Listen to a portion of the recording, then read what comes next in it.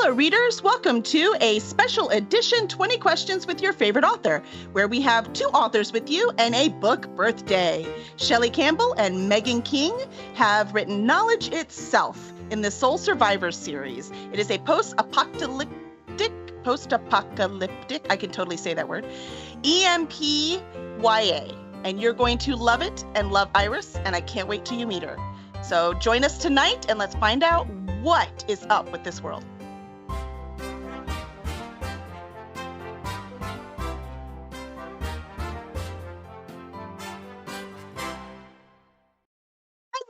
Welcome, everyone. We're so glad you could make it today. Hello. Thanks for having us. Absolutely. So hopefully you're excited to be here. I'm very grateful because it was your book birthday today. I got to have a cupcake, so... I was wondering what you were talking about in the Discord. I'm like, oh, your kid had a birthday? Congratulations. And you were like, no, it's a book. And I'm like, oh, okay. Book birthday. I don't celebrate my cat's birthdays. Are you kidding? No. Sorry for all of you that do. Nothing against you. I just can't keep track of all those things. That's it. So welcome, Shelley, Megan. This is your masterpiece. And I know you two said that you are neighbors. And Shelley, you write a lot of books, right? Like this is not your first one, right? Nope, and Megan, this is your first book, correct? So yes. What made you think when you were out in the lawn sharing a beer or whatever it is you drink, and Megan was like, I want to write a book too. Like, how did that happen? I kind of made her do it. You make it sound like we her. wrestled on the front lawn or something. Yeah. Pinned you. Now you have to write it. I just kind of bugged her until she listened to my idea, and then she was like, oh, actually maybe we could do this. And then we worked together from the beginning. We just started pouring out ideas. And is Megan that right, had some Shelley? Really cool ideas, so it was fun to write. And writing can be like a lonely process when you're going solo, so having someone to bounce every chapter off of as you go was fun and inspiring and a little scary, because you're like, oh, it can't be first draft bad. It has to be I gotta impress her because it's her ideas. And also it was nice to it made you want to hurry through it a bit. You didn't want to just lag because you knew there's someone else, a partner in there that wants to see the next chapter coming, and so it's kind of fun. A good way to get momentum going. That's sweet. So how did y'all, if you had a story plot you disagreed on, how did you come to terms with it? How did you decide which way you were going to go? We didn't disagree. What? Oh, your newlywed partner writers. That's so cute. Oh, We're still in the honeymoon writing phase. Even in the middle of book two? So far, so good. Oh, nice. I wonder how this is going to be broken up in the divorce. You get the books on weekends and holidays. They're still sorting it out. They're still sorting it out. Did you get a prenup? Oh my gosh. I think some of the time I relied on Megan a lot for Iris's inner thoughts and how she would respond to things, because Iris is neurodiverse and I'm not. I'm neurotypical, so I relied a lot on Megan for that. I'm like, okay, this is what's going on the scene now. How would she react to it? Is this? Am I close at all, or how would this be going on in her head? What would she be thinking? How would she respond? So when Megan told you, you were like, seriously? Is that how your brain works? Actually, I think sometimes. Not funny story. Halfway through writing it, I got my oldest son diagnosed with ADHD, and he's 13, so it's an older diagnosis. But a lot of the time when we're talking with Megan, I'm like, yeah, that sounds a lot like my oldest boy too. And we'd suspected, but yeah, going back and forth and talking to someone about how they think and how they respond to things. Yeah, about halfway through the novel, the first draft, we started the process of getting my son diagnosed for ADHD, and yeah. I love it. And no secret, I also have ADHD. And so, reading that's what I loved it immediately, because it's so realistic. What do you think? So Birdie is our awesome editor for this one. And she went through the final to make sure it was all pretty. What do you think about the representation of ADHD in here? I don't have ADHD. But I really liked that it wasn't spelled out. So like you definitely get like the idea that, oh, she's different, but it's not billed as, hi, I'm Iris and I have ADHD. My brain doesn't work right and nobody likes me.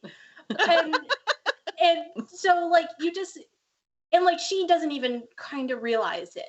Like it just is a part of her and it's a thing, and almost like in the same way that Harry Potter's got magic. Well, no, not in the same way that, because he was told that he's got magic powers. But like in the same way that somebody does have these magic powers, it's just sort of part of them, and then they use it throughout the book. Mm-hmm. It wasn't really until toward the end where I was like really figured out quite what it was that she had some sort of neuro atypicality, however what it is. Yep. So thinking about in this world, right, it's post-apocalyptic, so therapy is not high on their list. So no. I'm going to say it's going to be pretty hard to get diagnosed whatever your issues are in this world, right? Yeah. So in this post-apocalyptic world, what challenges did you provide for your characters? There's so many challenges. We like challenging our characters. I think one of them would be, we set it up like the Iris lives in this commune that's really nostalgic for like the corporate world.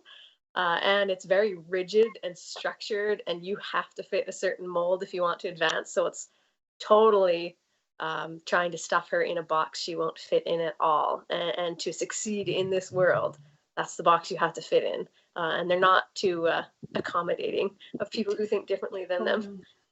And she really wants to fit in, and she tries really hard to fit in. She can't. She can't. Doesn't work that way. Nope. I think Megan and I can say we've tried. Yeah, we tried. We tried really a whole lot. Okay. That's all right. There's magic to it too. Look at the cool stuff we create. Yeah.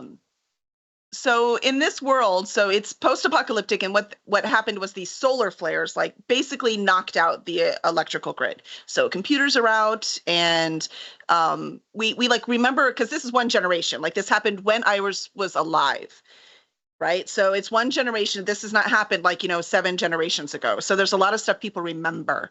So you have them gathering technology so that they can share, her community anyways, so that they can sell that technology in order to exist. Where did you come up with that kind of idea? Do one of you work with computers? Do you like where did that come from? I think that was more Shelley's idea. Megan had the idea to set up an isolated community that was kind of controlled by another one and didn't know they were being controlled. And then we came up with, where do we want the setting? What do we want to happen? And we thought it would be really cool to tackle like the solar flare thing, because it would be a fast apocalypse. And if you were in northern latitudes like we are, all of a sudden, not only do you have no power, you have no heat.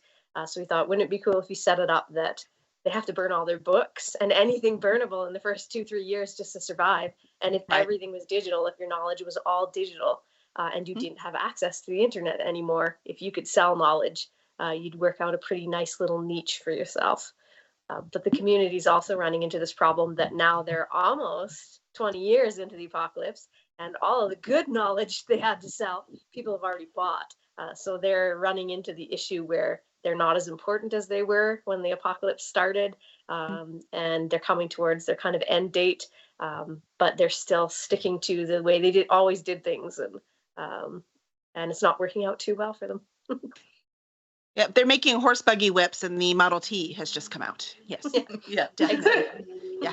So I want to know, Shelley, let's start with you. Who is your favorite character and why? My favorite character is Nate. I like that he's charismatic. I have a few uncles that are like, whenever you visit them, they make you feel important, and they made you feel special when you were a kid, and they made you feel like you were an adult, and they didn't talk down to you like you were a kid. So I like that he is this charismatic person that she felt really close to, maybe even closer to her own parents. But it's because she didn't see him very often, so he gets like that superhero complex for her. I like Nate. Well, and he got to go outside. Yes. So I mean, come on, outside is cool. What she's used to. I like it. We should probably mention Nate is Iris's uncle. Yes. So mom's brother. All right. Excellent. Megan, how about you? Who's your favorite character and why? Iris. Her brain works a lot like mine, and just her struggles that, you have to struggle against this, the way your brain works every day. And it just is nice to see that represented. And she's the hero, not the sidekick. Yeah. Yeah. So I have to say, I have seen ADHD, shown before, but they're always the sidekick. They're never like the hero of the story. She is the hero of the story. Birdie, do you have a favorite character? I can't remember if her name was Olive or Olivia. Olivia. I think that I'm thinking it was Olive because she worked in the greenhouse. Yeah. Yeah, but I liked her. I thought that she was a really good, best. I would want that kind of best. Oh, she was kind of mean at the beginning, but Iris asked for it. Yeah, She did. right. She did. But she ended up really being a really good best friend, and she had a cat, and I like cats. There you go. And she was nice to the cat. She was. She was. Excellent, excellent. Well, we love this. I think while we're talking about the book, we should give away our first free book. So our first signed one. It's very convenient that y'all are neighbors and you could just sign them like that. I kind of like that. That's cool.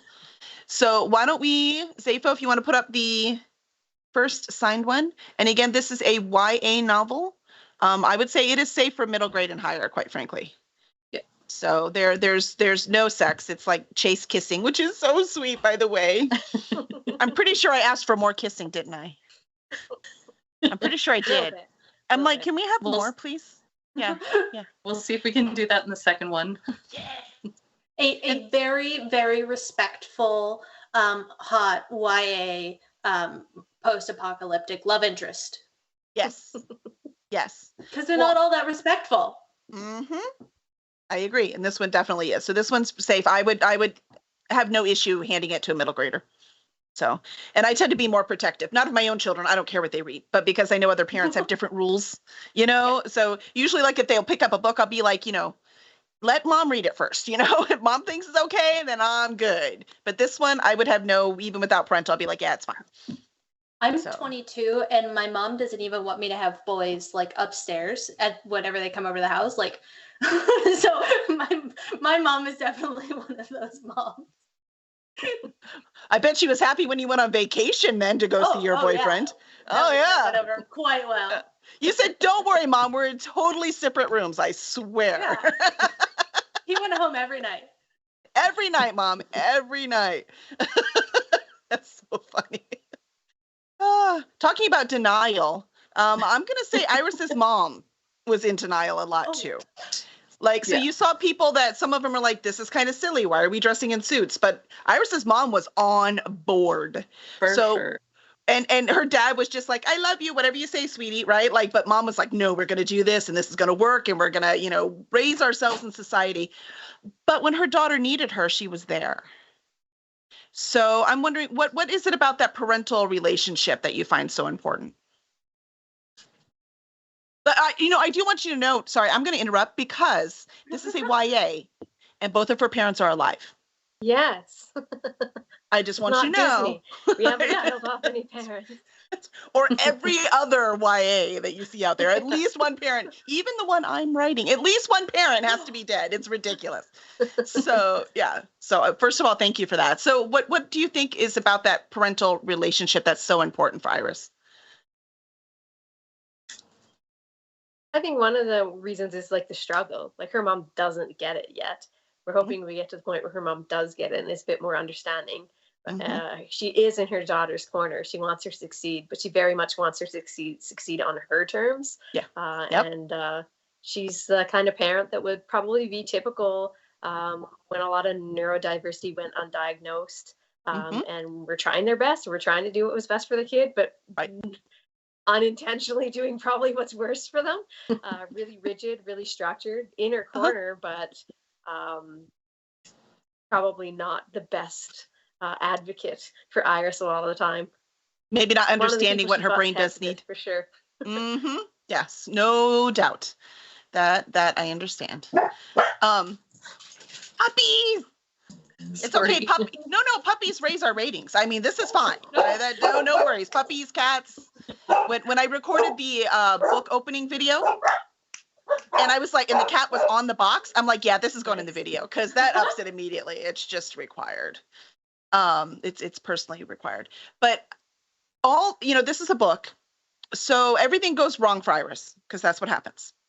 And I will say there is a moment, so without giving out too many spoilers, but there are moments where there's a moment where she is so focused and determined and planned. And she has that complete focus. And at the end of that, she's like, I can do nothing for like 2 days. So I'm assuming that, did like Megan sit down and tell you like, this is how I work? Like how, because that was extremely, extremely realistic for me. I'm like, I so understand this in a way I cannot. It took Zafo, my husband, it took him years to understand, yeah, I can run this whole thing, but then nobody better talk to me for 3 days because I can't do anything. So I love that you put that in this book. I'm wondering, how did you actually form it? Like, how did you work together to make that happen?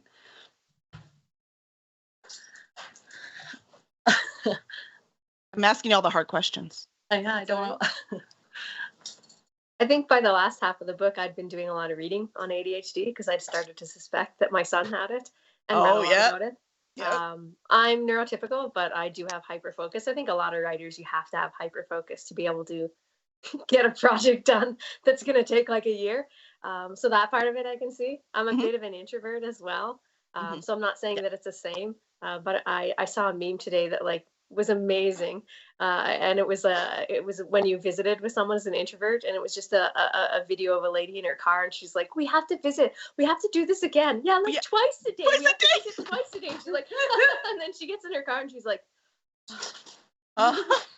like, and your face just drops. So I'm like that a bit in social situations.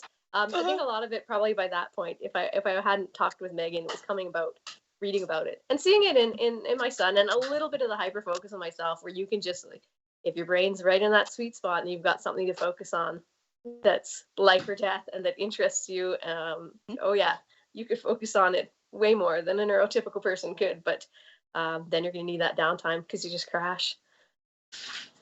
Awesome.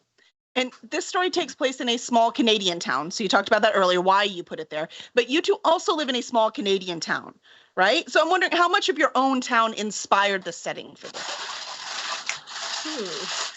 I don't think a ton, because the town isn't really a small, I mean, it's technically a city. So, but we both grew up in smaller towns that are not here. So I think we can both understand the remoteness of things and having to like not fend for yourself, but like go without things because you can't get them. They're not open, or, you know, you have to wait until the next day because everything closes at 5 o'clock. And and you have to go to the city to get certain things. Like there's no shopping, and not that we were hard done by, but it is a totally different way of living. And everybody's in each other's business. It's true. I laugh. Like my husband and I were like, we want to move to the city. And they're like, why would you want to do that? There's so many people. I'm like, no. You are alone in the city way more than you are in a small town. I think you're very confused here. For sure. For sure. You also in Knowledge Itself, you have a hierarchy. So just like you would in any town, right? But this is a nice small place. It's beginning. It really makes me feel like it's a feudal time, right? Like going back to kings and serfs and that kind of thing. There's like the people on the top, and there's the people doing all the, drudge work, who are being told that it's fair. So when you have that hierarchy, what was your inspiration for that part?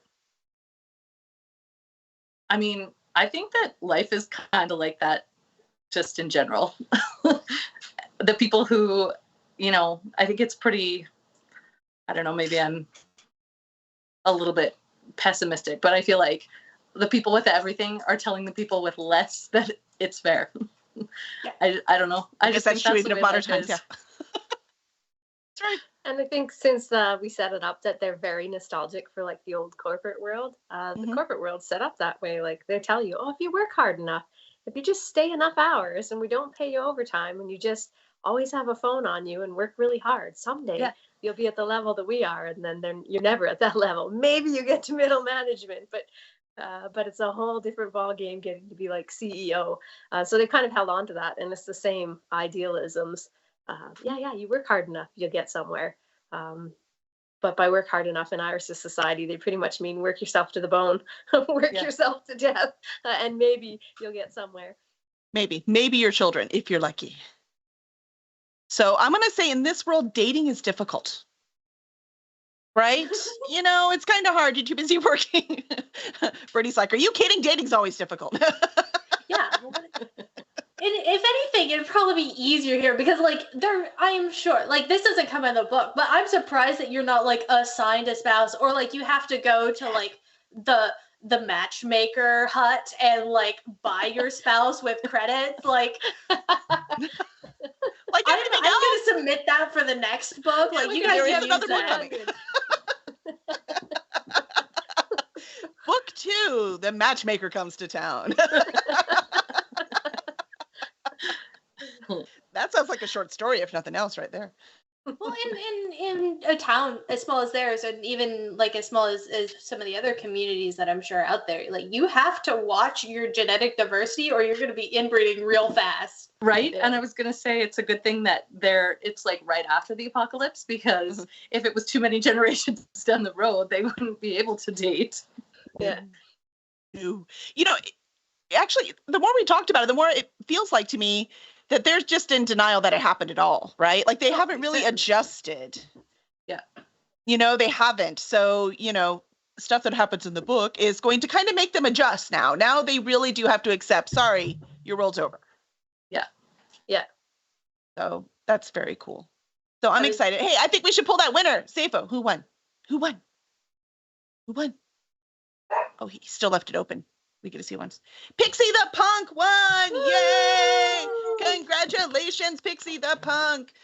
If you will whisper me or whisper, Safo, do you have Cursed Dragon Ship up or is it just you? So that we can get your info so I can send it to Shelly and Megan. That would be awesome. I should mention it has to be in, you know, the US or Canada for shipping. So if you're not in US, Canada, let me know. I'll send you an ebook. But we're going to get you the signed copy. Yeah. Channel Drop is really really happy Yeah. about Pixie. He's enthusiastic. He's very happy. like- All capital letters. Go get her. Enthusiasm. Birdie, fix that. All capital letters. You know, that's a question. Is there anything that your editor fixed over and over again that you didn't even realize you were doing? Oh, always. I'm the worst for like commas where there shouldn't be commas. Everybody is like, that's job security. Don't worry about it. Like I gave up on everybody commas. has that problem. There's realize, things I'll like, fix. I press leave commas words, and I'm alone. like, really? So yeah, every time I'm like, okay, this time, you know, I've written a few books this time, and then yeah, you get an editor, a second set of eyes on it, and you're like, oh wow, yeah. That's why it's so important to have a fantastic editor, because yeah, there's always stuff that you don't see, and you're like, oh yeah. Sorry, I and didn't notice. That's kind of why I whenever I edit, the first time that I see something, and sometimes like around the middle of the book if it comes back up, I go in and explain the rule in the comments so that the author knows, like, I'm not just putting a comma here randomly. This is how it's supposed to go, and so that you know for the future how this world works. Even if you should know it, I go ahead and tell you anyway. No, for the Next time I can future. make entirely new mistakes. Yeah. I'm like, no, for the future. You're so optimistic, Birdie. I You're so am. optimistic. I was told that the other day. Like, you try too hard to make these people understand. I'm like, it's my job. It's what I love. Thank you, Birdie. You're welcome. See, you're appreciated. Look at that. Well, you know Very how much I so. appreciate? I overbook you. Yeah. Hey, you can work all the time for me, right? That's great. Yeah, no, it's fine. I don't need weekends or evenings.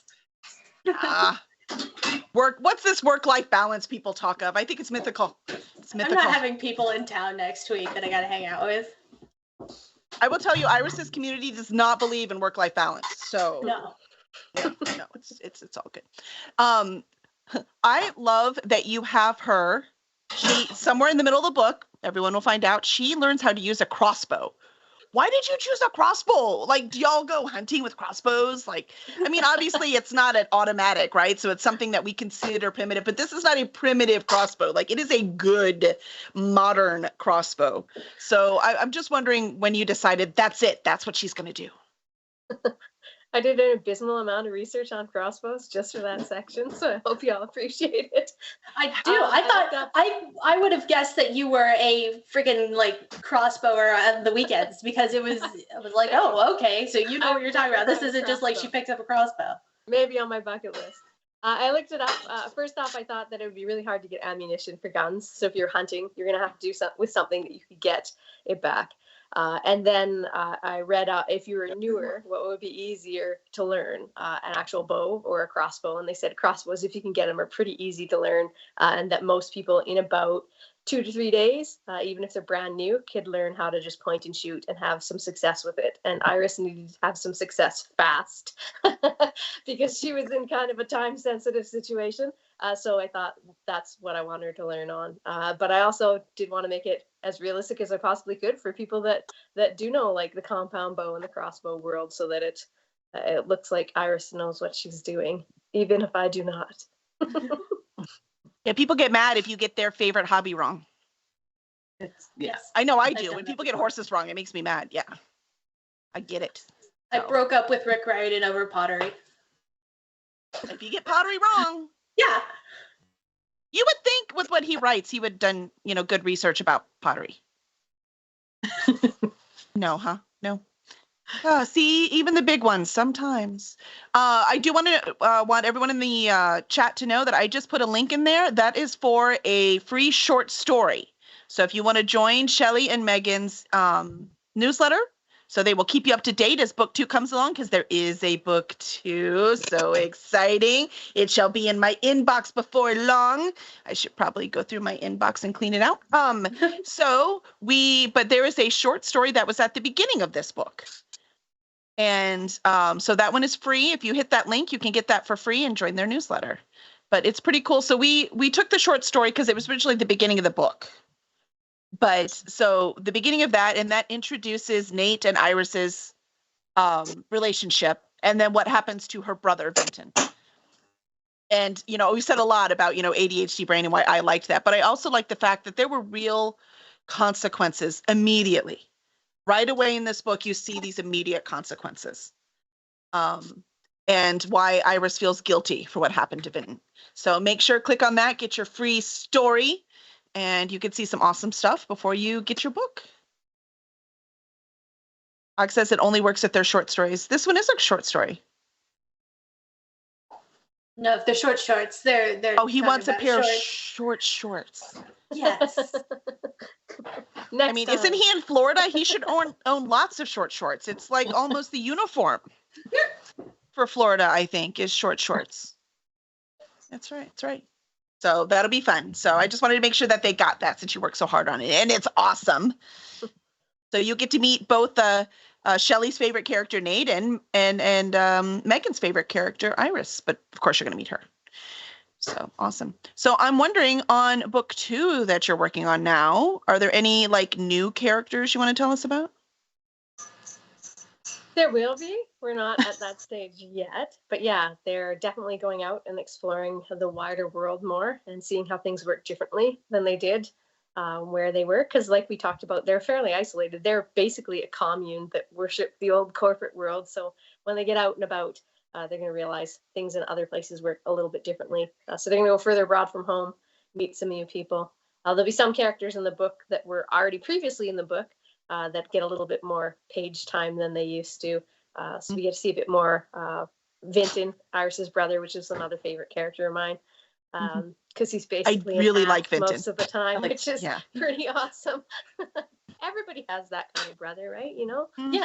And sometimes you need it in your life. That's not my brother. He's really nice, let's just say. But yeah, so there'll be some more new characters. Maybe someone that Iris is a little bit interested in that maybe pulls her away from her love interest, but don't worry, it all works out in the end. I know. Are you excited, Birdie? No, I like this one. We can't bring in another boy. You know, the world is full of boys. Full of boys. So yes, that's very exciting. So I can't wait. Literally, I am excited to read this too. Like we always talk about, we're like, oh, you're a writer and publisher. Yeah, but I'm a reader first, right? So I'm wondering, so all the hats that you wear, what would you consider like your first thing? What is your first thing? I don't just mean how you make money. Like this is 20 questions with your favorite author, right? So we have to get to the, the silly questions because they're fun.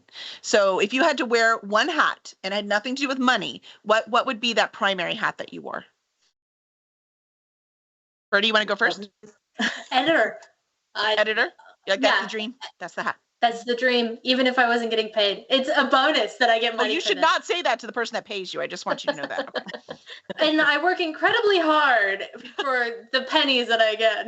That's true. That is true. I have to say, I am getting her a discount. That's why I told her she should not give anyone else the discount she gives me. But I got you when you were still new. Yeah. Now I've got books under my belt. That's right. Now you got some experience, man. All right. Shelly, how about you? I'm pretty happy with the hats I have now. Probably I'd like to get paid if I can make a living out of doing art and writing, I would. But I also teach courses like first aid, and that's pretty gratifying too, because you have people come back to you and say, I saved a life 2 days after I learned first aid and things like that. So that I like doing that. I don't think I want to do it more than I'm doing it, but yeah, I enjoy that as well. So I'm happy with my hats, but I'd like to tilt it a bit more towards author hat and artist hat if I could.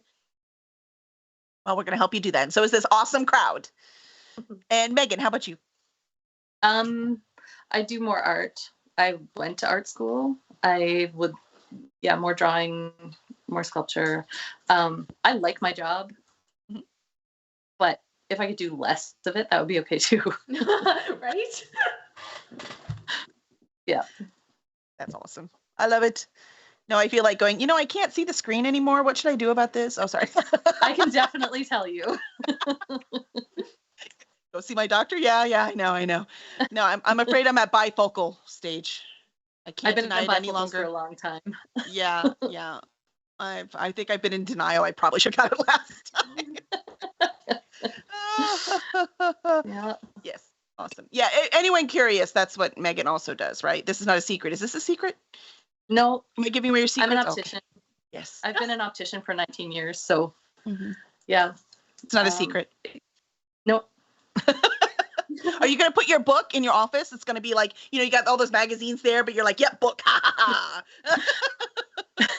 We had someone from head office come in today and he asked how I was doing. So I told him about the book. So hopefully he's going to tell the people at head office and then everyone will tell their friends and yeah. I mean, at least in the local offices. I mean, come on, that's pretty cool. Yeah. Well, you're going to be like, what's that thing where you have to have them read the thing to see how small they can read? You can be like, okay, read this. Yeah, read this book. This one. The small print. Well, now that raises the questions of if you're going to prioritize a large print version for the 80-year-olds who can't see anymore. Right? That's the next step. I think that's only fair. I'm just going to put one page in there with different size print just for you, Megan. I can do that. We can do that. That sounds awesome. Good. Right? I know some people who could use that. That would be cool. So that's awesome. All right. So that's our first question. Our second question is always, sorry, Birdie, you're going to have to answer this one again. You might have to come up with creative answers. What is your favorite flavor of ice cream?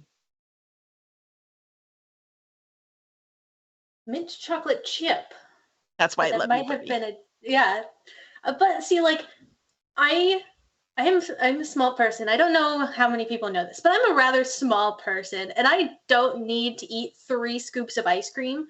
But anytime I go into an ice cream shop, I want mint chocolate chip and cookies and cream and a butter pecan. And so there's always the internal dilemma as I walk in, what will they have and what will I want? Always get the 3 scoops. You never know when the world's going to end. Yeah, never literally. Eat a silverware.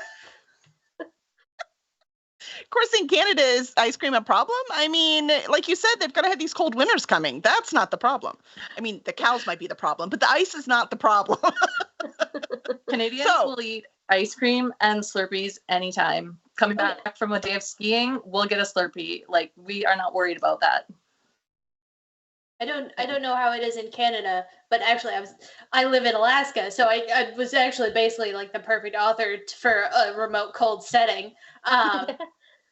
And Anchorage is like the top selling ice cream per capita in the country.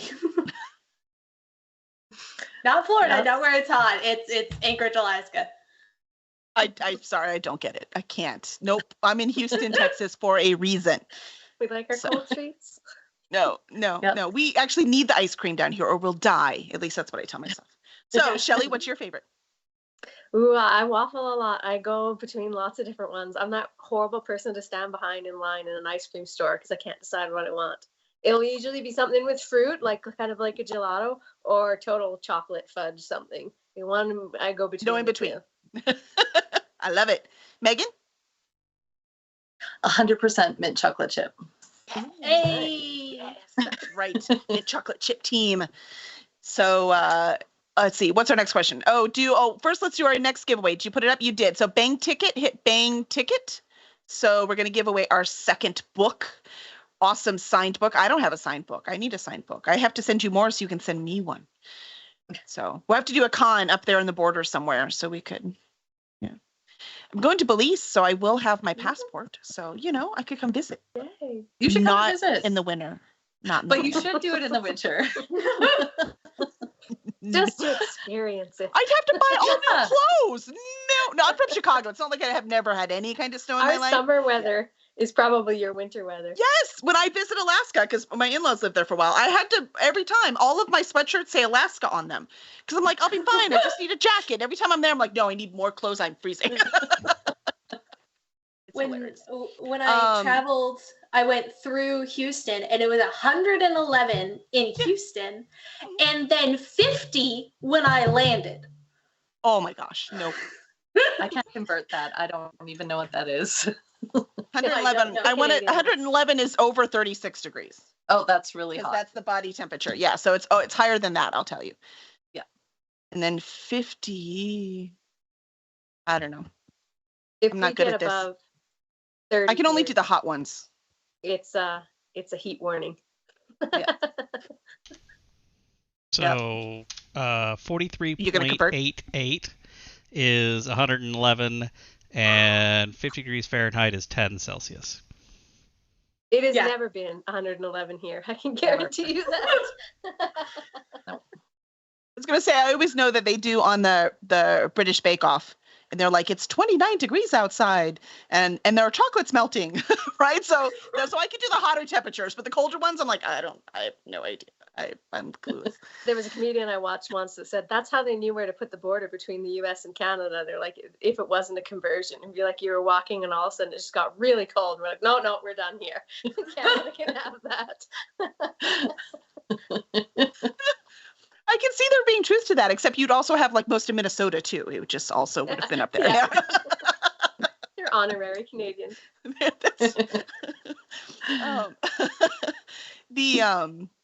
That's awesome. Oh, so we do have Argon. So this is a very important question. So Megan, let's start with you since we ended with you. Can zombies climb? I'm sorry, my phone froze for a second. Can you repeat that? Of course. Can zombies climb? I'm afraid of them, so yes, I'm sure they can, because zombies are scary to me. They're definitely gonna come after you. Shelly, what do you think? I'm gonna say no. They'd try and their fingers would fall off. You need good grip for that. I don't think they've got it in them anymore. I think if you tie their shoelaces together, they're done for. That's it. Ferdy, how about you? I'm in the no camp, but mostly because I like the respect of power creep. Like, zombies are the bottom, and then we like start to get up to werewolves. Werewolves can definitely climb, and then like vampires can fly. Like, there has to be some level of separation here. Right?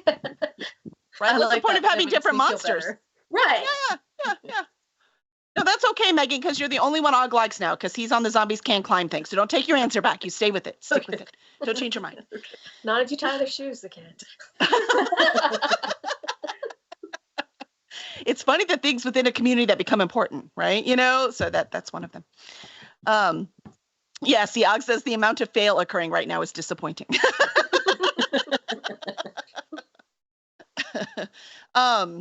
Let's see. What are the other ones we have? Oh, here you go. A new one for us. So Shelly, I think you're first this time.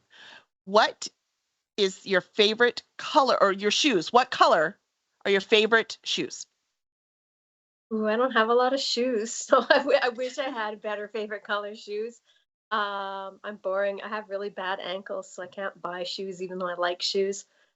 If I had a favorite color pair of shoes, they'd be blue. That's my favorite color all around. Your favorite color is blue? But right now I have really boring shoes. I'm old.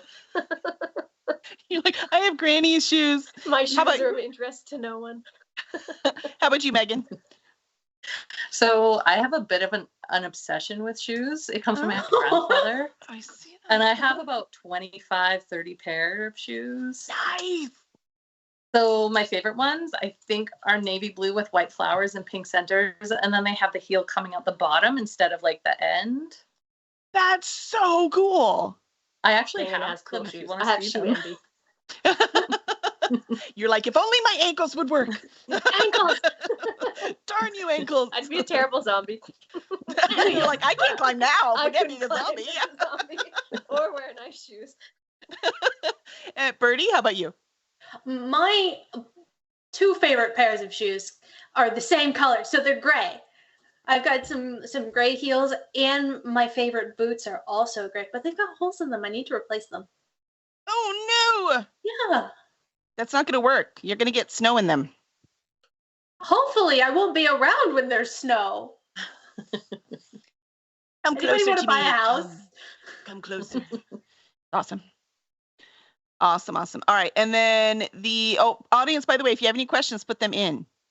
Jorah So, had let us know. asked. Did Jorah ask a question? Yes, he did. If you were stranded on a desert island and you had two companions and one of them died, would you mutually agree? So actually, between the two of you, you got to mutually agree to eat the body for sustenance. So you're on a stranded island and Kelly has perished. Rip Kelly. You stand over her body and you stare at each other and you have a pressing need. There is a hunger within you, but it's Kelly. Would you eat her?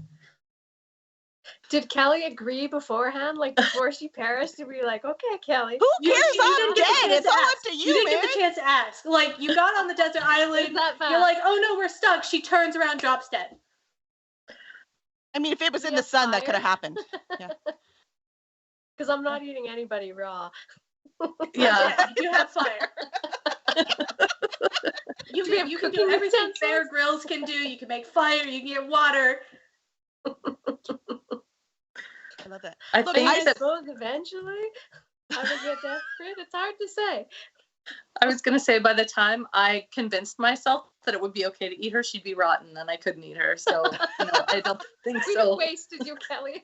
You waited too Apologies. long. Yeah. You have to gut me immediately like a fish. You can't leave Yeah. that stuff in there. Just I can't. no. You know, for the record, I sit down all day. I'd be very tender meat. It'd be fine. It's all good. It's all good. Yes, make sure, by the way, we put the last thing up. So make sure to put bang ticket so that you can have your chance to win. And all right, last question, even though we might already know where Megan is on this one because we heard the background, but we'll see. All right. So I think Birdie, you're first this time. Cats or dogs? Cats. Cats. Shelly? Oh, dogs. I'm a dog person. Dogs. Megan? I have both. No, you have to choose. I can't.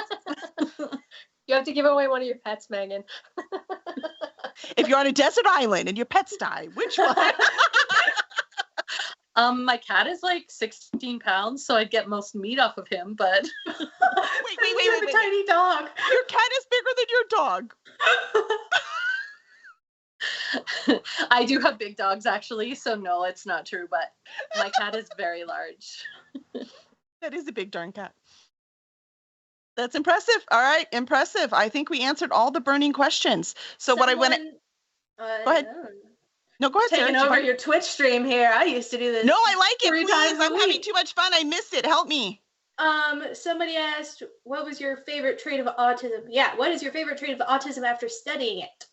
Because Friday's a girl. Mine is I do less research because my autistic people did it for me. Oh, he's asking favorite. Yeah, but that's in the chat because she's not autistic. She's ADHD. There's a definite difference. Yeah. There's a definite. There are a lot of people that have both, right? There's Yeah. some crossover, but there's a definite difference. That's what I liked it too, because you see people are like, we're just going to do ADHD, and they get all these things confused, right? They get it all muddled, and they put some other things in there, and I'm like, that's not. Now you can have both. You can have other things, so you can do that. But if what you're really going for is ADHD, they did a very clean job. So what I do want to leave with is people are holding this book in their hand, and they're like, I kind of want to buy this book, and you want to push them over the edge. What do you tell them? That it's not typical, like the heroine, the lead character, you're not going to read the same old thing. Different. She's like it. Nothing about her is typical. So it's an interesting read. It's different than lots of things that you'll read. Excellent. How about you, Shelley?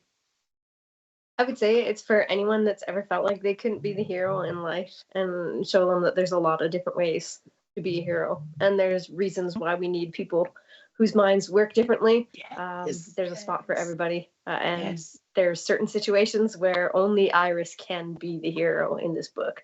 No one else would be able to do it. So if you have anyone in your life that feels like they're not the hero in their life right now, this is the kind of book that's a love letter to them, I think. That's a way better answer, Shelley.